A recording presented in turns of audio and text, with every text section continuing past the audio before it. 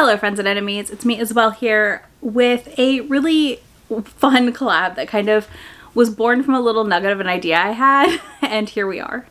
It's been a really interesting 2+ months reading these books, but this was born during these live shows we did over on Beautifully Bookish Bethany's channel, where we reacted to the Goodreads Choice winners live, like on a stream.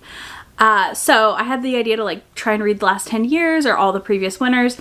We ended up doing the last 10 years.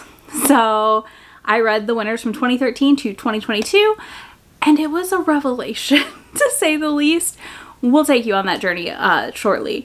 But I just wanted to shout out the fact that all of these amazing booktubers across genres collabed with me and Bethany and people to do this, and we were able to just recruit so many amazing creators, which is so freaking exciting. But also I love that we were able to gather people who read various genres to do this. It was very very exciting to have this happen.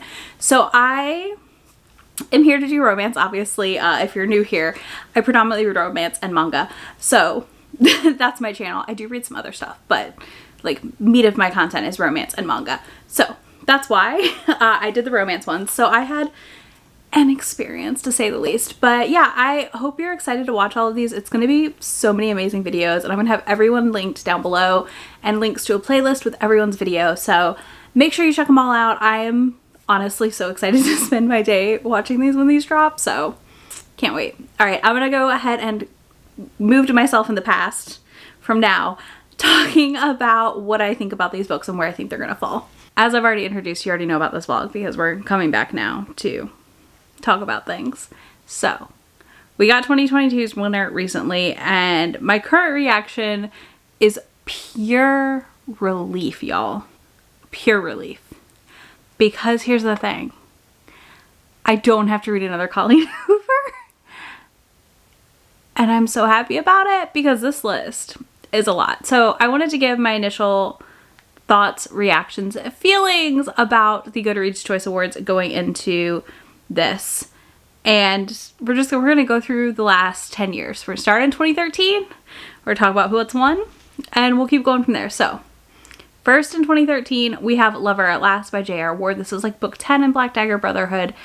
I am not surprised this one. I feel like this is one of the books that is very popular. That series is beloved. I have my own issues with it, but it's a beloved series, and I understand that, and I think it makes sense because it's also a series of standalones to some extent that you can kind of jump in and out of, to my understanding, more so than we can in 2014's winner, which, as I'm filming this, I'm listening to right now because I was like, I have to start this. It is so long. I have to start it right now. And that is Written in My Own Blood, in My Own Heart's Blood, I'm sorry, by Diana Gabaldon. I have read the first 2 or 3 Outlander books, which I will talk about when I'm blogging this book, obviously. So I am lost. I have no idea what's going on right now as we enter book 8. This surprised me because I don't feel like we often see a book 8 in a series win an award by popular vote situation, because there's not that many people that continue a series that long. It's kind of like why book 1 will get the most reviews and it just kind of trickles off after that. So for book 8 to win in this is surprising, but also not, because I know Diana fans that are watching this are screaming at me when they watch me reading this book. They're mad because I probably won't like it, and also because of the fact that I'm reading book 8 in the series having not read anything else. It's fine, in years, and it's fine. You know what? It's a 45-hour audiobook. I gotta do what I gotta do to get this video up on time. But that to me is freaking bananas that we are 8 books in and this won in 2014. If I had swapped this for the runner-up, it would have been another Colleen Hoover book, which is why I didn't swap it out. So there's that. There's that. Next, in 2015, we start our streak of coho with Confess, which is a book I previously read and I don't remember anything about it. I think my current rating on it is a 4, possibly. I was much younger. And I know when I read Colleen Hoover back in the day, in some ways I enjoyed it because it was so emotionally. And my review says, I read this in a day. It definitely is a total popcorn read. I definitely didn't love some of the protagonist quirks as far as the overly innocent stuff. 3.5 stars. And I did. I read it in a day in February 2016. So there's that. So I read Confess. Gonna reread it because I don't remember anything about this book at all. We'll see if I remember it when I reread it. But yeah, so this was surprising to me that it took this long for Colleen Hoover to win, because I feel like Colleen Hoover, in my romance reading time since 2009-ish, has been a constant in a weird way, but I guess she's actually not been as constant as I thought she was. Then in 2016, It Ends With Us won, which I have not touched with a 5-foot pole. I'm very nervous to read this book. I am very nervous for how much I'm going to hate it. I'm just nervous. And then Colleen continues her streak in 2017 with Without Merit. And this is one, again, haven't touched, I know nothing about, and I'm very curious. Then in 2018, we have a book I've read, which is The Kiss Quotient by Helen Wong, and I love this book. It is so good. It is peak romance fiction in my opinion. It is a great book to get people into the genre. It is a great book. It is so well written and well plotted, and I adore it, okay? Like, there's just so much about this book I adore. Was not surprised. The runner-up that year, though, was also Colleen Hoover. So there's that. In 2019, we had Red, White, and Royal Blue by Casey McQuiston, which I also have previously read. And we will talk about those like as we get to the year, like in the vlog series, which I did enjoy, honestly. I understand the critiques to that book now, looking back on it, but for the most part, did enjoy that book. I've heard some rumors that it was fan fiction originally, so that's interesting. I do love a fan fiction with the serial numbers filed off. We've talked about this. The runner-up that year was Verity by Colleen Hoover. So like literally it feels like from 2015 on, actually yeah, from 2014 on, Colleen Hoover was runner-up a lot. She was bigger than I realized, I guess, at times, compared to where we are now in 2022 when I'm filming this, but 2023 when you're watching. Then in 2020, we had From Blood and Ash by Jennifer L. Armentrout, which I'm not surprised won. I know so many people love this book. I know I am in the minority for how much I hate this series and how much I hate this book. Again, we will talk about it more moving forward. And then the runner-up that year I thought was interesting because it was Beach Read. And I just was like, Emily Henry didn't win. And I feel like Beach Read was so popular that I actually am surprised that it didn't win, because I feel like it had more genre crossing than Jennifer L. Armentrout did. Last, in 2021, we have People We Meet on Vacation by Emily Henry, so she finally took her first win. And I really enjoyed this one, and have previously read it and liked it more than I liked Beach Read, so there's that. But this is the year where there were no Colleen Hoover runner-ups, which was really interesting. Like in the top 3, there was no Coho. So I found that interesting. The Love Hypothesis was second, unsurprising, in 2021. And then Casey McQuiston's One Last Stop was third. So I find this interesting. Finally, we have 2022's winner, which is Book Lovers by Emily Henry. So she won 2 years in a row, which, again, not surprising. I think Emily Henry's crossover appeal is a lot, and I think people don't take that into as much consideration as they probably should. The thing I find most interesting is Colleen Hoover had 2 different books in this list, right? And she split the vote for her books this way, and her books votes together were only like 2,000-ish apart. We're gonna say we're gonna round, but combined, she still got less votes than Emily Henry. She would have only hit around 130,000 votes, whereas Emily got 175,000 votes, almost 176,000 votes. So that's a lot. But that also meant that Colleen was the next runner-up for both places, second and third, compared to Book Lovers. So I'm very happy I haven't read Book Lovers yet, because I was very nervous I was going to be reading another Colleen Hoover book, unfortunately, but I'm not. So that's the good news. That is the good news. I am not reading another Colleen Hoover book. But I just think it's interesting to see where Emily Henry lands, because, again, she is an author, I feel like, who really, really crosses genres, interest-wise, as a romance author.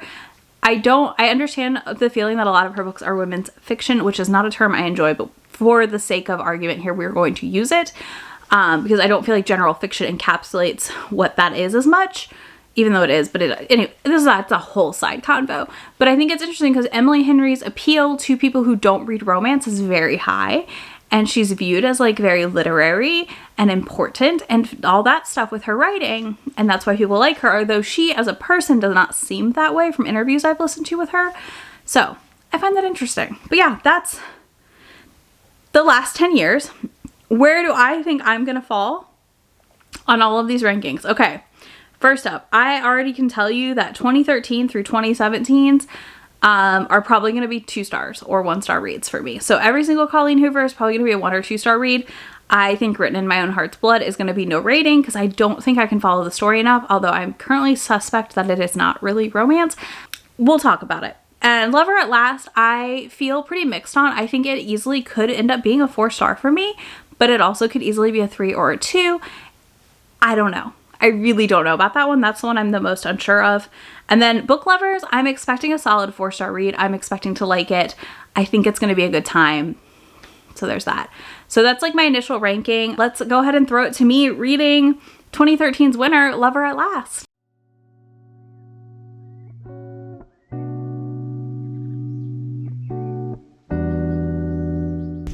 Hi. So I am currently being yelled at by Peas. Hi girl. What percentage am I? 15% through Lover at Last, and honestly, I'm bored. I know that this book, like, if you've read the whole series, has a lot of build up to our first, like, gay couple, and, like, there's some, you know, lead up to that, and I'm excited that it exists, but every time I listen, I know there are people out here who love the Black Dagger Brotherhood, and I get it, and I think if I'd come to it earlier in my reading, I would also be in that group, right? But as someone reading it now in 2023, y'all, it's not great. I've not read many things with as many random brand inserts that make this book feel so dated in a long time. So that's been fun, we'll call it. And I just honestly am bored, like very, very bored. I have 19 hours left. I'm about to start chapter 12 and I don't know. I might DNF this one, like, because honestly, I'm just bored, but I'm working on trying to power through it and read it all versus DNFing it because I want to give it a fair shot. It is quite literally something. That is all I've got. It is something. And I don't know that that's something's a good something for me as a reader, but again, I totally get why this book, like, is beloved. And I think I can see why it won also, because I think the people have been reading this series forever and get to this book finally and have this payoff, very worth it. But yeah, they're so moody, and then she'll just talk about their clothes, and I just envision, like, half Matrix fashion, half, like, really dated outfits. And I have a thing where I don't always love... Listen, I just don't love clothing descriptions always in books, because I think it dates them very quickly, and sometimes it is painful, like, hearing them talk about Ed Hardy. Also, I'm just gonna keep alsoing myself, but so I've heard critiques before for the Black Dagger Brotherhood series about it borrowing from Black culture, and, like, as a white lady, I can't speak on that too extensively, but I can see it as I read this book for the first time in a long time. Like I said, I've read some of the earlier books in this series, and I don't have a fondness for it all necessarily, we'll say. So yeah, I'm just a girl here struggling to get through the last book that is going to be full torture in this series, so we'll see what I end up doing. I'm 61% through this book, and honestly, I'm gonna finish it because I have less than 3 hours left now. This feels like a whole lot of nothing, but also massive content warning for miscarriage, kind of. Like, it was traumatic. And then magicalism, that it wasn't that. Okay, sorry, I had to let the dog in, so I'm back. But yeah, so I'm 61% through Lover at Last. And I think my only, like, thoughts right now is that, like, these books are too long and I'm bored, and I don't know that I would be less bored if I'd read other books in the series. I feel like there's a thing in a lot of series where as you continue, I've only found like 2 long series that I don't really do this as much, but where you continue and they just get longer for the sake of length and not really like quality. But yeah, so I don't feel like quality is there, but I feel like they're just long for the sake of being long. There we go. Now it's a little less happening right here. Anyways, yeah, that's where we're at right now. I'm going to finish this up in the morning. I'm going to try and get another hour listened to before bed and then finish it off in the morning first thing. And then I'll just have one book left. So bless. But, this is not it for me. I think it's going to be like a 2.5 for me probably, because I don't feel like it's terribly written besides for the moments in which I feel like, how do I word this?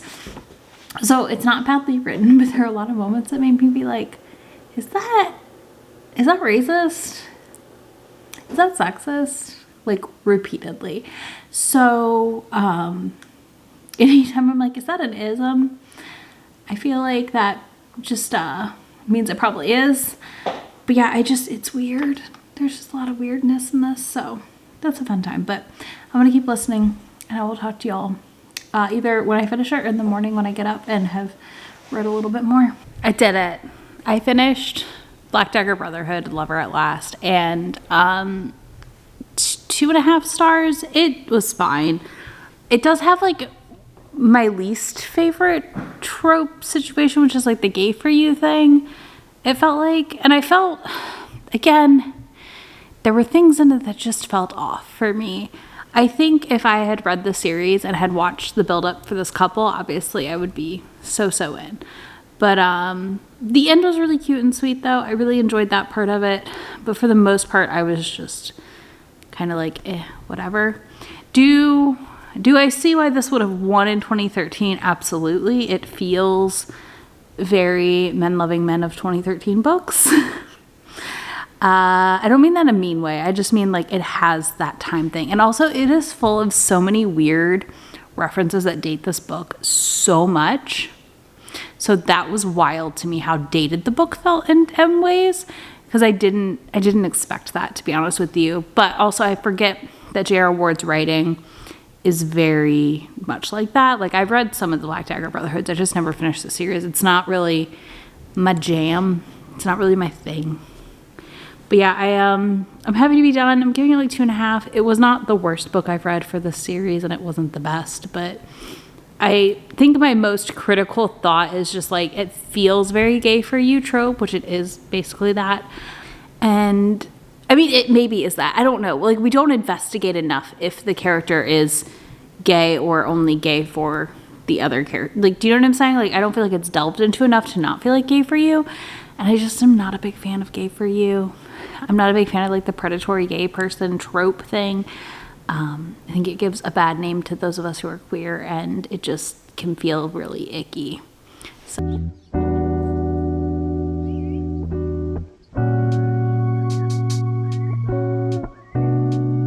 Okay, so I'm getting ready for the morning, and one of my goals with this reading blog situation is, one, to read the 2 longest books first, aka before the end of December, because I don't even have who won this year's Goodreads Award yet, like full transparency, but I already know that Written in My Own Heart's Blood is like bottom of my list. I've not read this. It's book 8 in the Outlander series. I have read like the first 3 books in the Outlander series, 2 or 3.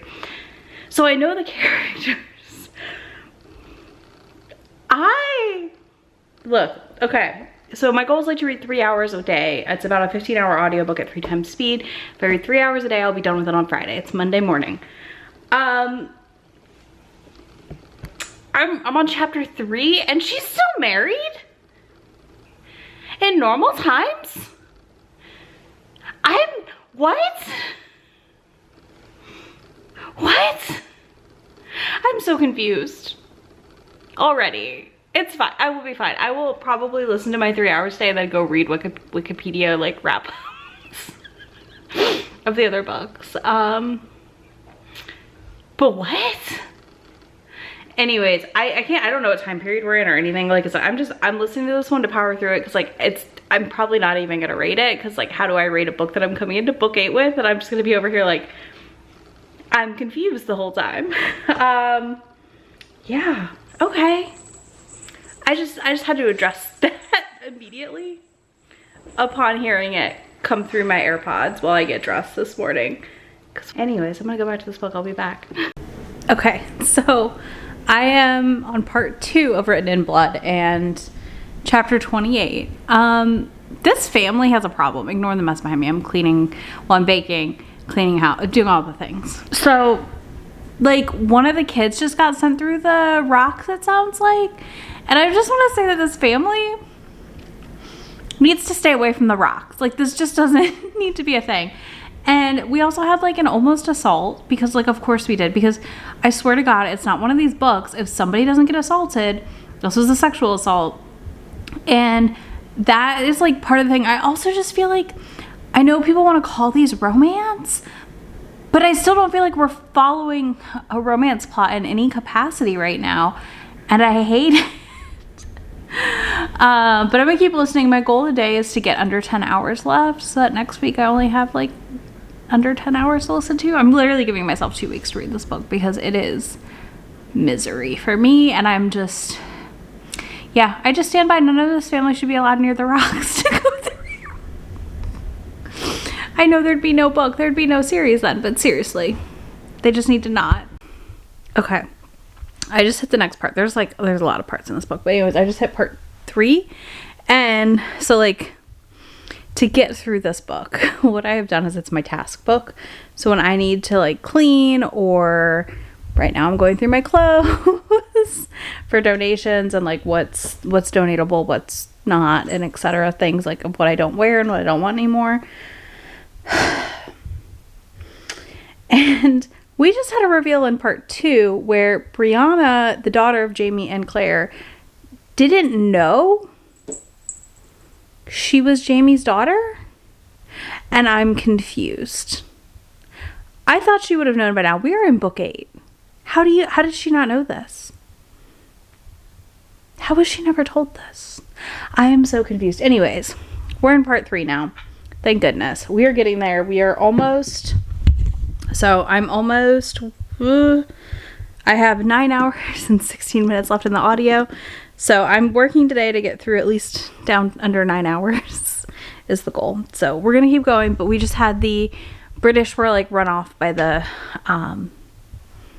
troops in the War for Independence. I'm so lost. Like, I'm trying not to just every update be like, I'm confused and lost, but that's where we're at. I have no interest in going back, though. None. All right, I'm going to keep going, and I will be back to update you when I get to part 4 or something else interesting happens. Hi. I am here to update you on Outlander, the Written in My Own Heart's Blood. I have 4 hours and 20 minutes left in this audio. Oh, I want to die. Anyways, I'm going to try and finish it up here. But my biggest update right now is, like, I totally can see if you've read all 8 books, like, and you're very into, like, all the characters and all the things, being into this. But for me, it has just been, like, not that interesting. It's just like Diana's fanfic of if she was there for the Revolutionary War. And, like, there was a sex scene and it was just like, eh.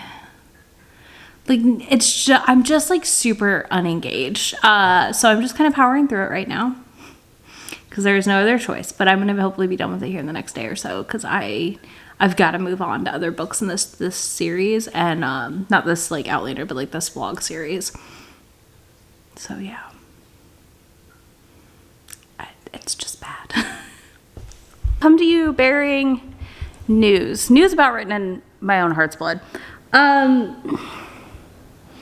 I am DNFing it with 4 hours left in the audiobook because I've read 569 some pages, and it's not, I just don't think my opinion is going to change. So I am going to go read some spoilers later, and I'll come back and tell you if I feel like anything I read changes my opinion. But honestly, I feel like I've gotten the gist of this book. That sounds really bad, but it is so long, and I feel like it's going to put me in a slump if I keep going. So I think for mental health, like, no slump reasons to finish this project, we have to put this book down. So, Written in My Own Heart's Blood, I will come back again if I have a change of heart and find something about this book to make me not be just whatever.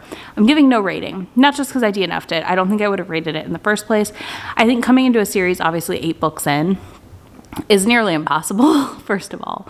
But second of all, I stand by my belief that these books are so overwritten. They are too long. They need to be edited down. They are just too much. I've read the first 2 Outlanders before this, and I honestly also felt the same way then. I was like, these are so long. They need, and even those are shorter than this, but I just feel like they needed a heavier edit. I think they needed to be cut down. I really think this could have been 600 pages and I would have already been done with it. I don't think it needed to be this long. It also, again, I stand by, this feels like fan fiction written to like semi-self-insert yourself into the Revolutionary War and all these points in history that you, as the author, is interested in. Which is fine, but like, if you're not new to my channel, that's just not a thing I'm into. So there's that. I also continue to be uncomfortable with how the Indigenous people of America are represented in this book. And also, in general, how like any of it is done. I just don't like it. I do not like Diana's writing anymore. I read her books, again, long ago, before I was as heavy of a romance reader as I am now. And for me as a romance reader, they don't work. They just don't work. I don't see anything that romantic in these. I just feel like it's a lot of like melodrama. So that's where we stand. I will be back to talk to you about another book in a little bit.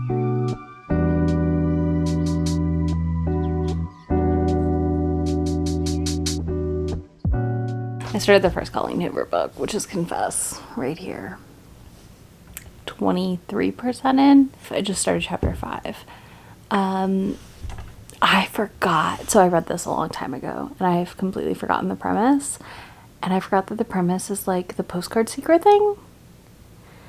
And where like he gets confessions and then paints them. But it also opens, and I forgot about this too, of her like... She lived in Portland and she's in Texas with her boyfriend at the time when she's like 14. And he's dying. And it opens with her like cuddling him in the hospital bed. And this whole situation with that. And I forgot completely. But also we then cut to her like now at 19 in Dallas. And she's like walking down the street and she goes by like the art gallery.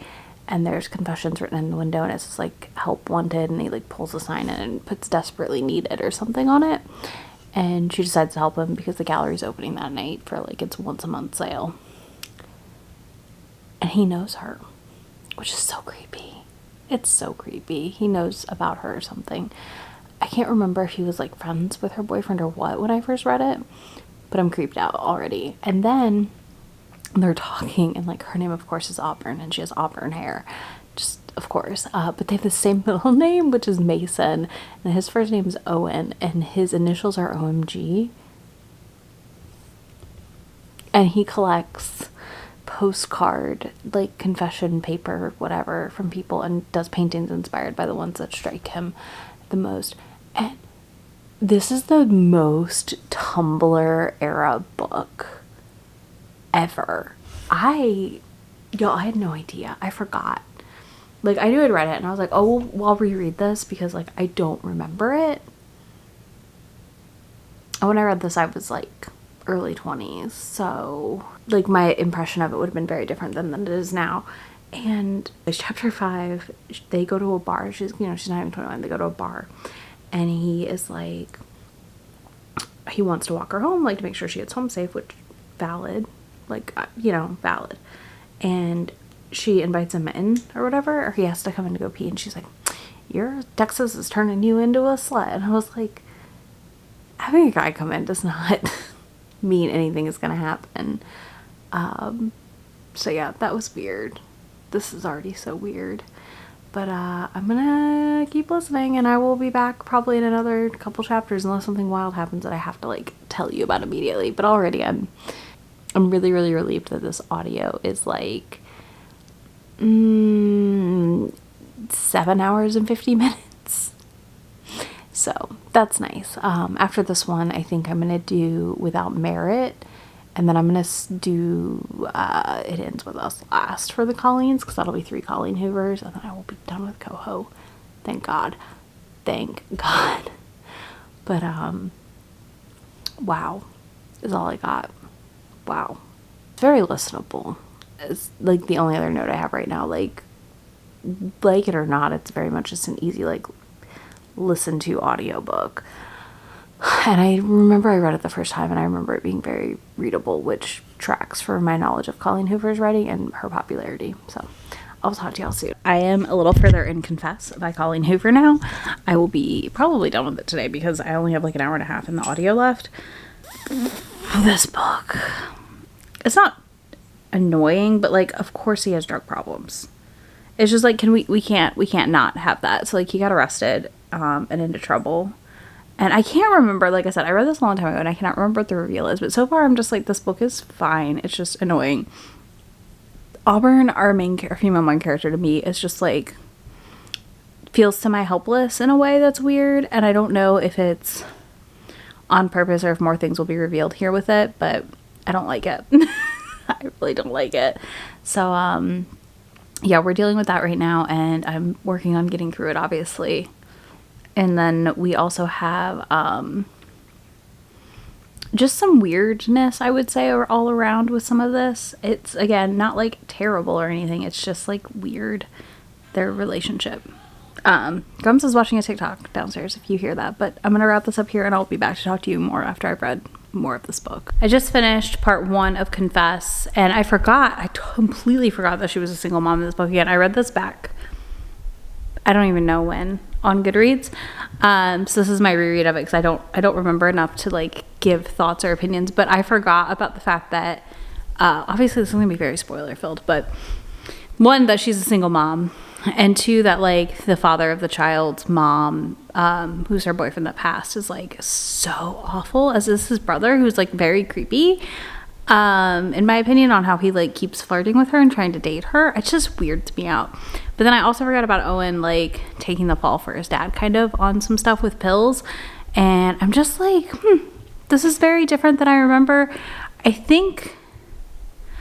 don't really remember how it ends or anything else. Like, I'm remembering, like, as things happen, I'm remembering them, if that makes sense. So I'm really curious to see where I'm at a little bit later when I've read more of it. But I will be done with it today, so I will be back to update you. I will be in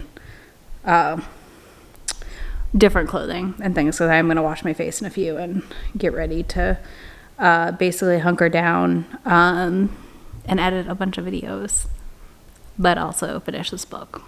So there's that. All right, so final thoughts on Confess, because the clip was lost. I totally know why me in the past liked this book. 2023 me was like, this book is fine. I feel like this book is the introduction to Colleen Hoover's writing and the way in which she manipulates readers. I give it 4 stars then. I'm gonna say it's a 2 now. I am like this tempted to try and go watch the movie because I'm just kind of curious, or series, whatever, because like it just sounds so it just seems like such a weird concept to see this like in action on a screen. I found myself, like usual, pretty frustrated by Colleen's characters. I don't really like how she writes people in general, but that's kind of like all I have on Confess. I don't have a ton to say about it because it's so short, but like I feel like you see the inklings of like what is to come with Colleen's writing, if that makes sense, with Confess. So that part alone is interesting.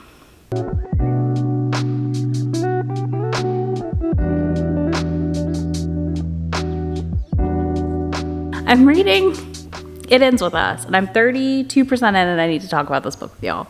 Like, y'all, I understand why it's popular. I can't even believe I'm literally 32% in, and it doesn't feel like I've listened to that much of the book. Lily is like a slightly less manic pixie dream girly than our heroine Auburn in Confess. And Atlas, our hero, or her teen crush was Atlas, I think. I'm reading 2 books right now with the same name, I believe. Anyways, he is interesting from her high school days and like her flashbacks. And then we have Ryle, who is our current love interest, who's in med school. And one, like, she's way too into him in Scrubs, and I don't like that. I just, like, Scrubs aren't hot. I don't know. Maybe somebody else finds him hot, and you'll tell me in the comments if that's the case, and that's fine. Then not only is that happening, at one point he's like, I can't get you out of my head. I want to have sex with you. And she's like, fine, I'll have a one-night stand. Gets ready, comes out, and he's asleep because he was like, yeah, I'm going to have a one-night stand after working a 48-hour shift. I know they're not awake the full 48, but like, come on. No. And then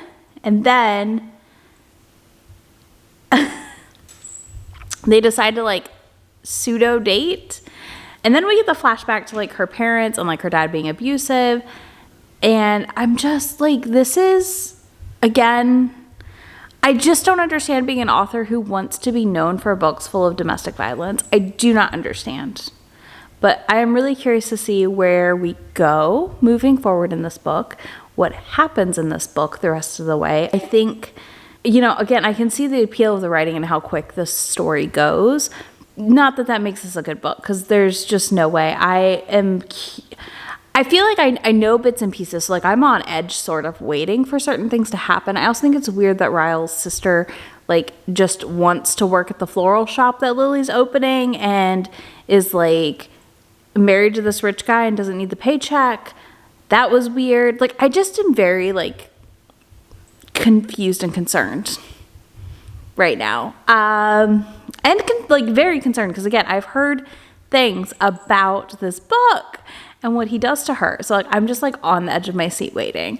Yeah. I don't know. I do not see how this can be a romance though, if it ends in the ways that I'm aware of it ending and where it goes. So there's that. All right, I will talk to y'all in a little bit when I get a little further, probably around 50%. I just kind of was listening and didn't even realize how far I was and hadn't updated you. So I'll be back. Okay, so I just got back from running errands and I'm officially 50% into this book. I'm about to fold laundry. But we just had our first domestic violence incident in the book where he grabs a hot item out of the stove and burns himself. And then shoves her and she hits the handle of a cabinet. And like he has a big surgery on Monday, so like his hand is now damaged. And she's like, if you do it again, obviously I'm done, because you know that means it wasn't an accident. And like I just don't understand how this book is so popular when that like literally happens 50% in. The sex is like non-existent. It's just like very brief descriptions, which is fine. Like I don't mind books that are more fade to black, closed door-ish. Like that's not a big deal. But people act like this book is so spicy and I'm just confused. So yeah.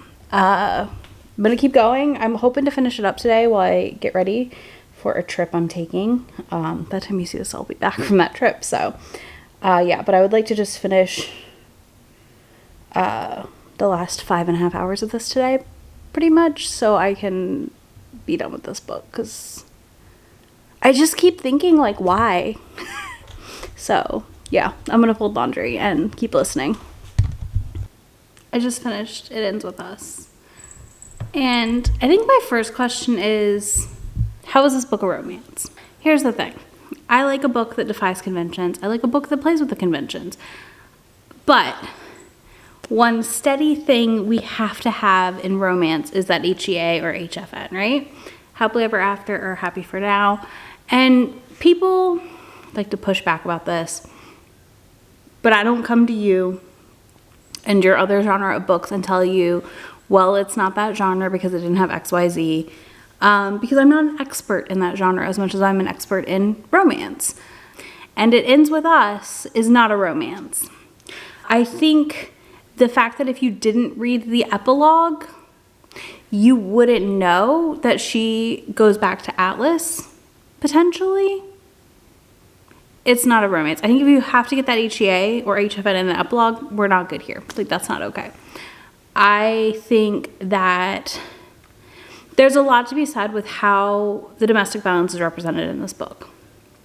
There's also a lot to be said about how people treat this book and really think that they could fix Ryle. And let me tell you something, you cannot fix that man. Lily made the right choice. She should not stay with him. It's good she left him. He was never going to change. and she would have repeated the cycle with her daughter and him, and them separating was the best choice. I also think it's really weird that though Colleen's mother was abused by her father and left her when she was 3, or left him when she was 3, like, she wrote this book to, like, capture her mom's story, which, like, yes and no, because I feel like she didn't live her mom's story as much as Lily did, because Lily's mom never left. And I think it's powerful and important to see people who go through situations find love, all kinds of situations. I think it's powerful and important to find grief and other things represented back in our romances.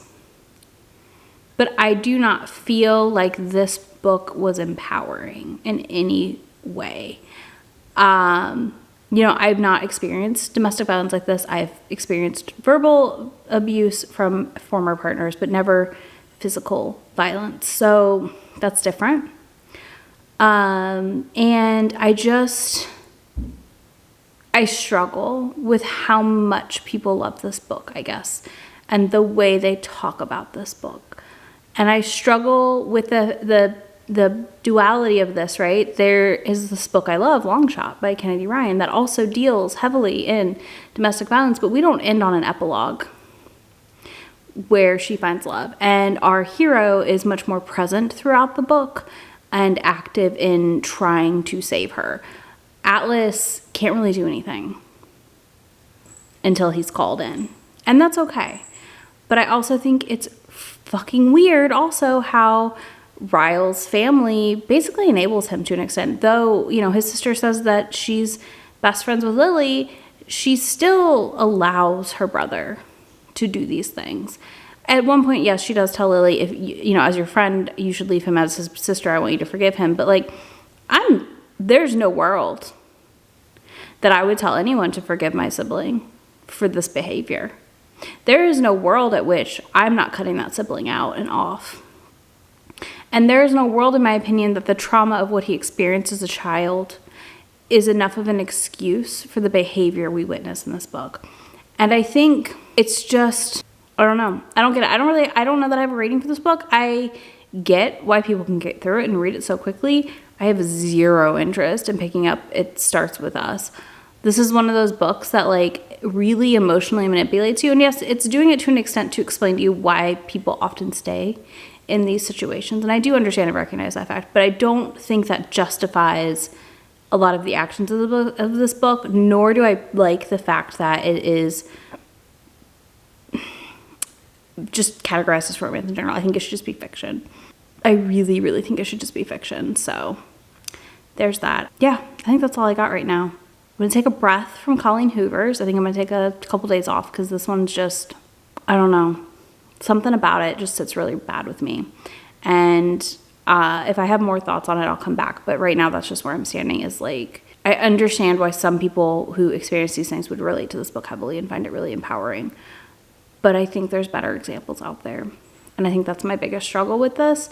And I think it's also hard, like I said, the paradox of the juxtaposition of this with Long Shot is really interesting, honestly. And why do I value Long Shot more as a book than this is a discussion. I mean, I really do think it's the way in which Long Shot communicates it all to us is very different than how It Ends With Us is done. But I'm going to leave it at that. And I will talk to y'all very soon.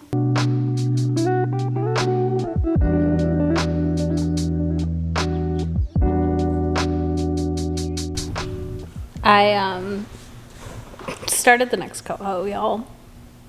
I started Merit. Without Merit, Jesus. I had to go run errands. I went to the store, and sorry for the noise of Millie in the background here chewing on her ball, but I wanted to screech. Without Merit, yeah, it's called that, in the store. Because not even that far into this book. And the self-loathing of one's fatness is just already here. I'm on chapter 3, and I paused it because I was just like, I have to get home and I have to update you. So here I am. She in this book, Merritt lives at home of obviously like she's like in high school, and her sister's boyfriend accidentally kisses her, like her twin sister, and doesn't realize it until he does realize it. Whole thing. But also he's like at their house all the time now once they've been dating for a while, and she's like giving her little brother who's like 4 or something like a donut, and he takes it and hides under the table, and the boyfriend says to her that you're teaching him bad habits around sweets because her mom won't give him anything like that has like certain things in it. It's a whole thing. And so not only do we have like ED stuff already, but then we have this boyfriend trying to say that you're going to make your little brother obese by giving him bad habits around food. And yes, I know this was written in whatever the fuck year I'm in right now for this challenge, but also can we know that we know so much now about obesity? Like we know more, we don't know enough, but we know more than we did, and we know that is not a thing. Y'all could scream. I'm so annoyed. I'm peeved off, y'all. Like, I wanted to scream in the store. What the fuck? So yeah, just fucking weird. I'm gonna keep listening, obviously, and finish this, but I'm 13% in. I have like 2.5 hours left in the book, maybe. I think, I don't know. Hold on, I'll check. Let me check myself. Yeah, so I have about 2 hours left in the book. I'm gonna eat my lunch and keep listening because I'm so annoyed. But we're gonna keep going. We'll see what happens. Okay, I'm about to run errands, and I had to stop and talk to you about Without Merit again. Okay, where do I even begin? I'm like 76% through this book. I'm almost done. Thank goodness. I totally get why people love Coho. I get it. Do I love Coho? No, but I get it because, again, if you don't read a ton, her books are right there. They just rip you through a story. Half of it you're wondering what's going on. You feel emotionally manipulated to an extent. Like, there's just so much happening. Well, we just had Merritt write a whole like journal entry thing and then take a bunch of pills and try to kill herself. I have not seen a single content warning about suicide for this book, so that's nice. I'm glad I'm in an okay mental space, and I hope anyone else who needs to, there's timestamps, please skip because we are about to discuss this in full, but I'm annoyed at this. So she takes these pills. Obviously there's all this drama with her family, and writes this note, and we learn more things like about how her brother kissed her at one point, and like on the mouth or whatever, and then now we're like learning that he's gay, and I guess he was just, I don't know why he did this, and then he gets kicked out of the house because like obviously they find out she took these pills, and she ends up throwing them up and like having like a panic attack, it seems like to me, over the fact that she followed through and took them. And then it turns out the pills are placebos. So her mom, who lives in the basement and was ill, has been being given placebo pain pills. That's fucking sketch, y'all. Like, that's sketch. And then like she writes this whole journal thing, and then the mistresses / new mom's brother, Luck, like gives her a list of things like, these are symptoms of depression. Do you have depression? And like, it's kind of, I mean, I figured she had depression just from the book. Like, she's sleeping a lot. She's not doing things. She's not eating. Like, no interest in things that used to interest her. Like, I'm not surprised. But, like, she's also just, like, obsessed with these preconceived notions she has about everyone in her family, which, like, some of them are true. I'm not saying they're not. But also, she doesn't communicate with any of them to know anything or like actually like do anything beyond think like, oh, my twin sister is better than me because like she's popular even though we look the same, and oh, I like her boyfriend, but she's the only one calling Sagan the sister's boyfriend on her, saying that Sagan's her boyfriend, and like that's not actually the case. And I'm just like, just breaking my brain currently with this book. I'm very confused at the amount of people I follow that loved this book. I'm very confused that this won, because again, I don't see a romance anywhere in this book so far. Like, I don't see a single romantic element or a focus on romance besides her having a crush on Sagan.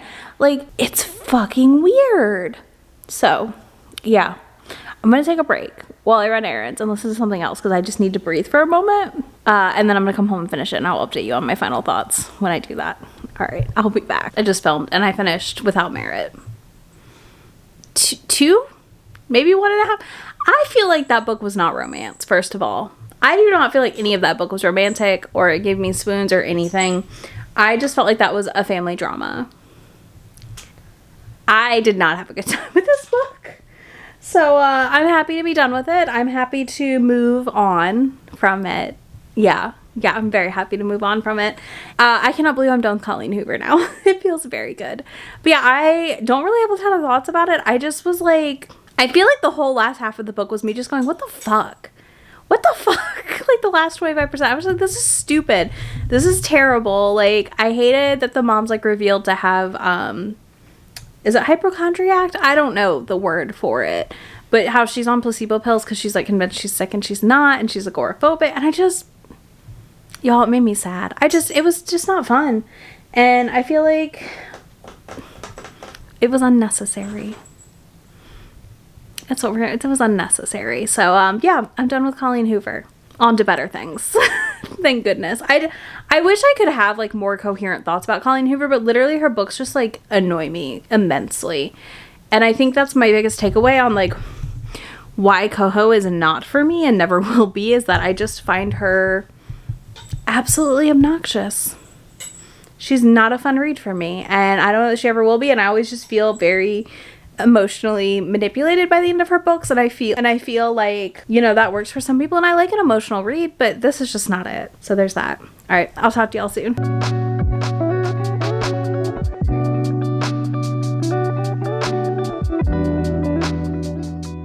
The Kiss Quotient won this year, and I've already read The Kiss Quotient. The Kiss Quotient is one of my all-time favorite romances. It is a book I recommend to a lot of people. I think it's a very readable and delightful book. It is a 5-star read or 6-star for me. It is an all-time favorite. It is a book I will revisit. This is one that I remember the year it won. I was so happy that it won. I think it was just really exciting to see a book like this win. It wasn't a book I expected to see win. It's not, like, it was very popular the year it came out, but it wasn't like the same kind of popular some of these other winners are. But I think if you haven't picked up The Kiss Quotient and it's interested you, it's worth a pickup. But it definitely like also isn't for everyone. Obviously it does have explicit sex, even though it has a cartoon cover. This was like the beginning of the explicit books with cartoon covers, I feel like, also. But yeah, this was just like, this book was a whirlwind. It was everywhere the year it won. So to me, it just totally made sense that it won in 2018. Oh, I do want to note in 2018 the runner-up was a Colleen Hoover book. So that's interesting.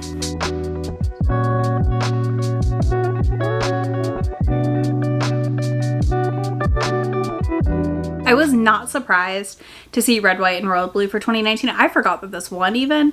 I know I voted for it. I know I got an arc of this at a Polycon that year, and I really enjoyed reading this book. Post previous president stuff in the States, at least, I think this book is a little weird and different to read.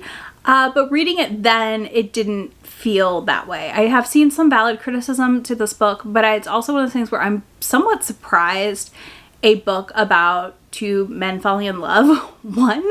I often feel like the Goodreads Awards reflects a cis white woman's romance taste, not always a romance genre taste of a book. So I really liked that this one. I thought it was really, really cute. I gave it 4 stars when I read it. So, you know, not bad. Like, it was fun. I read it in 2019. One of those. Like, I don't think it was bad. I think, like, of all the options, I'm the happiest that this won. I would like to note that Verity by Colleen Hoover was a runner-up. Verity, to my knowledge, is not a romance. It is a thriller book with maybe a romantic subplot. So I don't really understand how it made it into the romance category or why it would be there. Because again, it's not a book that ends with an HEA or HFN, I don't believe. I've never read it, so I do not know. But let me tell you, I was very relieved that for 2 years, Colleen did not win.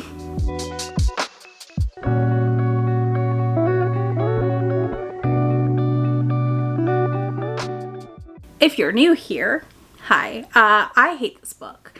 I absolutely despise From Blood and Ash. I despise how popular it was. I despise the attempt at fantasy romance that was made here. This book is terrible. Objectively bad. Like, listen, if you love it, it's fine. I get it. But I'm just saying, to me, objectively bad. This book, I hate that it won. I hate that it won so much.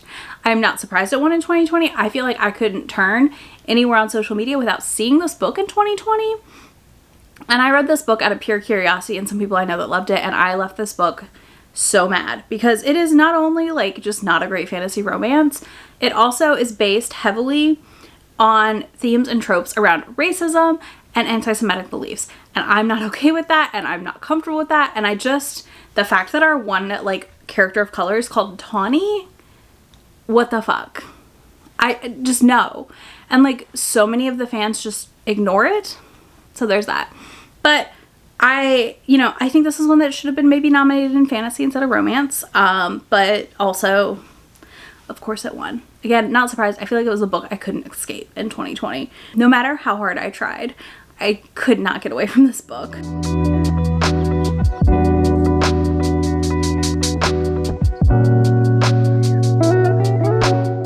All right, 2021 was People We Meet on Vacation, which was the beginning of Emily Henry's reign for the last 2 years. So I will be very curious if she wins in 2023, because I know a lot of people loved Beach Read and a lot of people hated Beach Read. I was in the I hated Beach Read camp. People We Met on Vacation was much more to my taste personally. I totally get some of the like critiques I've seen about it, but I think overall it was slightly more enjoyable. It's just like unrequited love and like two people figuring it out. It's super melodramatic.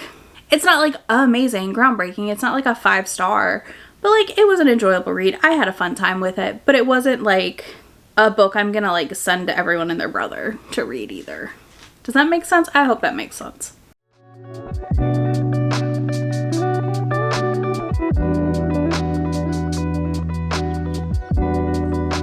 But I am 34% into Book Lovers. And listen, I'm not hating it. I did have a brief moment in which I have with every single Emily Henry book, which is this romance or is it just fiction with a romantic subplot? I'm still not sure. I think she teeters that line really, really well. For my Emily Henry background, I did not like Beach Lovers. I didn't hate People We Meet on Vacation. It was enjoyable. Do have notes from people talking about how like the lack of like shower, certain things, like get that was gross, but like compared to Beach Lovers, People We Meet on Vacation was much more enjoyable because I didn't feel like the female main character was god awful. Book Lovers though, I'm honestly kind of surprised with it. I went into this not expecting to like it. I am very amused so far. I've giggled a couple times. I think, our female main character here, Nora, she is very much an unlikable heroine, and I appreciate Emily leaning into that and doing one of them because I do enjoy an unlikable heroine. And I think a lot of times we don't get enough of them, or they're not like unlikable enough. And I feel like often the complaint when I'm like, oh, she's an unlikable heroine, people are like, she's barely unlikable, you know what I mean? Like she's just a little bit, but I feel like Nora's pretty unlikable. She is pretty like staunch in her beliefs of how things should be and all the things about it, like just very firm. And I appreciate that. I will appreciate if they end up, obviously they're going to end up together, but that they end up together and do not want children, and that doesn't change. That changes, I will be annoyed. But so far I'm enjoying their banter. I think the two of them, Charlie, is that his name? I've already forgotten his name. Wow. I haven't written down my notes yet. But yeah, I think that they are pretty fun characters together. And I like their dynamic. I like their banter. I love the little like bar being called Papa Squat, and the bookstore is like the Good Books store or whatever, which is like his family's bookstore, I guess. I don't remember. Anyways, I'm 34% in. I'm not miserable, and that's refreshing. That's what I got. This is refreshing because I'm not miserable yet. We'll see how I feel in a little bit when I get further in. So I will be back to check in when I'm about 50% or so. I gotta go get ready for the day, but I'll talk to y'all soon. Okay, I'm over 50%. I lied about when I would be back, but I have been fighting with the dog that wants to be outside until she doesn't want to be outside, and then she wants back in, but only briefly.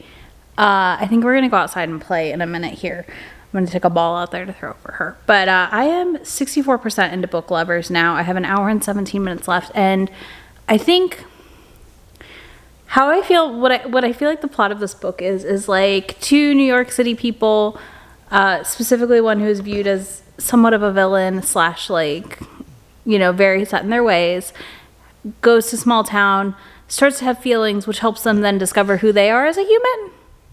I feel like that's the plot of this book, y'all. Maybe I'm wrong, but I feel like that's the plot of this book. So I'm liking it still. I do think it's enjoyable. Nora just had like a bit of a panic attack, I would call it. And Charlie was there to calm her down, and that was really sweet. Again, I feel like they're the kind of thing where like you're like, these two characters are kind of the same person, but different in the right ways that they would work as a couple. I hope that makes sense. So I'm going to listen to the last hour or so of this audiobook, and then I will be back to update you. Okay, so I finished Book Lovers a little bit ago, and I think I'm giving it a 4 of all the new ones I had to read.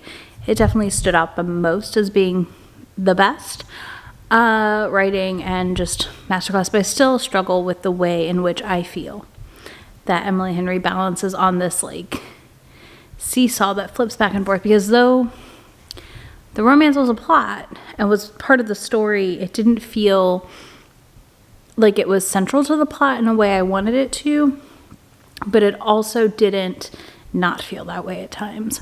Often I felt like we were very focused on Libby and Nora's relationship, the sisters, and all that. I got teary-eyed at one point, so like, I don't think it's a bad book. Do I think it was the best romance in 2023? No. I do think there are better ones out there, so there's that. But yeah, I did not hate it. Overall, I really liked how it wrapped up and where that storyline went. And I think it was a fun book to listen to. I'm glad I got an arc of it through Libro FM. And I'm curious to see how Happy Place is, because I've seen a lot of mixed things about that book. So we'll see when I read that eventually this year probably. But this one, I think, is one that more people will like. And yeah, we'll talk about all of the books in a little bit. All right, let's talk about my thoughts as I've now finished all the books I had to read for this vlog. I think the most common theme for all of the winners are, these are all the romances books I saw the most places that year. These are books that like were everywhere, and that's not surprising. I won't say that Colleen Hoover also wasn't helped by TikTok, but I do think it's interesting seeing the years she won in the past and what beat her books coming up in the following years. Even this year with Book Lovers by Emily Henry, it had more cumulative votes than any Coho title did, and she had the votes split, and even like added together, it was less votes. I think that's really interesting, because I think people see Colleen Hoover as such a powerhouse of an author. Like, her books just sell, and they're always, you know, selling and everywhere you go. But I'm like, I don't know that people are reading them. Or if they're reading one and then not enjoying the rest. I'm not sure. Like, do they read one and they're done? Is that it? Is it just the like grocery store pickup because you keep hearing about it? Like, I'm just not sure what's going on there, but I'm very curious about it. Like all genre fiction, romance has a requirement. That requirement is a happy for now or happily ever after at the end of the book. And I think it's interesting to see things that I personally do not feel like are completely a romance. And I think that though, again, we can subvert tropes and subvert how things are supposed to be done while still having it be a romance. Like, a book can be very grief heavy and grief focused. I think about The Dead Romantics. A big plot of it is still the romance. It doesn't feel like it's a secondary plot or like it's an underlying romance plot. Like, it also feels focal to the story. And I think that's important, and I think that's something we see often in these books that are nominated, that are here, and that are doing that. So I think it's really interesting, because are the people picking up romance books and voting on the Goodreads Choice Awards people who read the genre?